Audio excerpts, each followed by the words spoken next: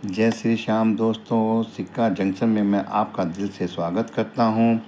मैं आज आपको दो नए पैसे के सिक्के के बारे में बताऊंगा जो 1957 से 1964 तक भारत में प्रचलन में थे। ये सिक्के दशमलव प्रणाली में परिवर्तन के दौरान जारी किए गए थे, जो मैं आपको वीडियो में दिखा रहा हूं।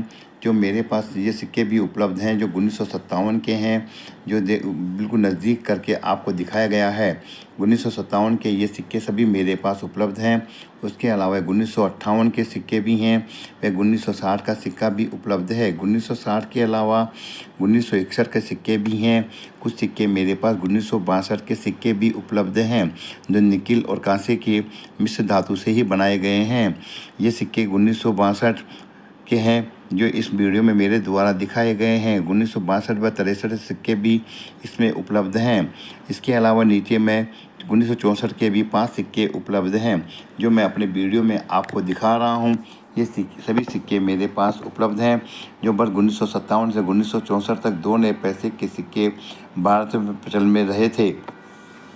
ये सिक्के दशमलव प्रणाली के तहत परिवर्तन में दौरान जारी किए गए थे और 1957 में भारत ने अपनी मुद्रा प्रणाली को दशमलव में बदल दिया था। इसलिए 1 जून 1964 से 2 पैसे से नया शब्द भी हटा दिया गया था और केवल सिक्कों पर केवल पैसे शब्द के रूप में ही जाने लगे थे।